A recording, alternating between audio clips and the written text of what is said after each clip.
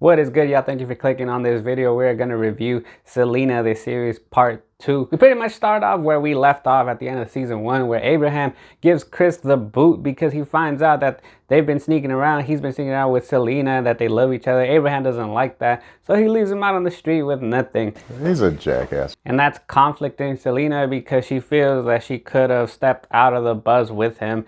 And she's not able, she's still touring, she's still singing, but she's having trouble because Chris is not there. And it's really not that long before he comes back. Abraham tells AB to rehire him. We didn't really feel that much of Chris's absence in the beginning. So in this season, definitely we see more of a focus on Selena. We see more of her humanity. We see more of her flaws, both as a person and as an artist. She has trouble separating that thin line of being an artist and being who she is. She's trying to do so many things at once. She's trying to please everybody, and she's too trustworthy. We see that she just really trusts anybody without even getting to know the person. Everything that she's trying to balance in her life somehow brings conflict. I mostly found myself enjoying the show when it came to Selena and Chris, not because of the romance, but because I like that I saw more of her humanity, more of her human side when it was her and Chris on screen, because we see more of her flaws whenever they argue, whenever we see all these conflicts that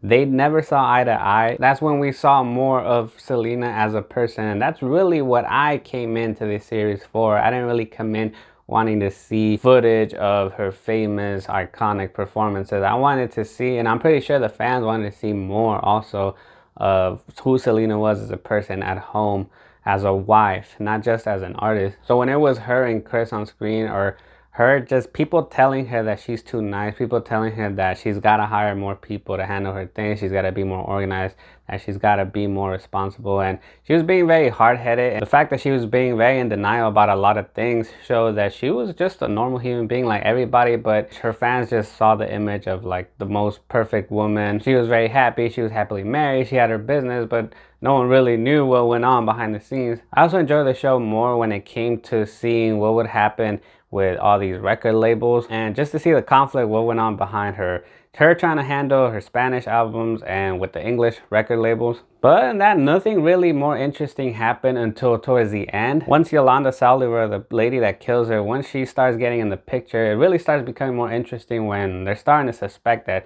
she's stealing from her because she's the one handling her fan club, her boutique, and everything. And that creates more tension, that creates more drama, and that's what the series should be when there's drama like this. Anything else that happened, I didn't really find myself caring too much.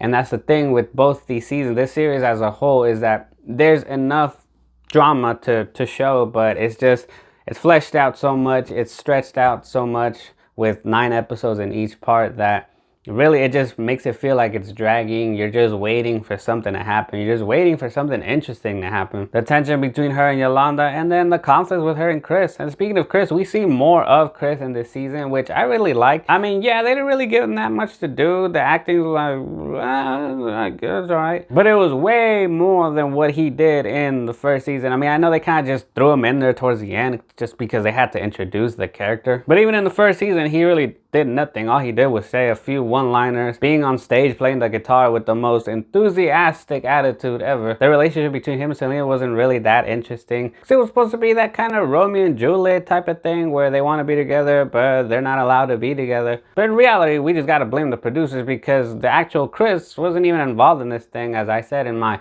part 1 review. Supposedly they didn't want him to be part of it, so that was a dirty thing from the Quintanilla family. But I think that was a huge mistake on their part, because when it came to her and Chris, whenever Chris is involved, we see more of Selena as a person, as a human being, instead of just the image that we got on stage. Her brother AB looks like he got more time on this season too. We see more of his progression as a producer. I know the show's not really supposed to be about AB as much, but they really do give him credit for all the magic, all the creativity that he did behind all the songs that we know, because that's all AB right there. All his creativity, how he blended all these different instruments to give it a different sound to the Latin music. Selena's mom, Marcela, was also given more of a purpose to be in the show. In season 1, she didn't do nothing at all. All she ever did was to say, Abraham, Abraham, Abraham. Yeah, try watching part 1 and take a shot every time she says Abraham. He'll be on the floor. But in part 2, she has more of an audience point of view where she's stating the obvious that the characters in the show don't know or don't say, but we say that we as a viewer. For example, when Suzette is really just being weird with her relationship and Marcelo's there to be like, yeah, you know what, you're not used to this because you're just being really awkward. You're not used to the attention. And also when nobody knows what's going on between Selena and Chris, when they're having all this tension, really, you feel like they're gonna break up. Marcelo's the one to be like, yep, they're going through it. They might, I just hope they don't divorce. I really wonder what happened with Pete. I mean, we know that he was going solo, but the show didn't really do anything. They didn't really show him. He just kind of disappeared. And as for my final thoughts and conclusions, if you're going in the series is called Selena, but really what happened with anything that revolves around Selena is not really just her, it's her family. So I feel like people have to go in with that understanding that it was more than just Selena. I mean, Selena is the name that we saw on the records, that we saw in events. It was just her. But it was really Selena and her family. It was the Quintanilla family. So if the show, when you think about it, if it was called the Quintanillas, it would make a bit more sense. Just the fact by changing the title. They mentioned this a lot in part 2 where AB is saying that this is a team. Abraham saying that this all started when we were together. This all is a success when we are together.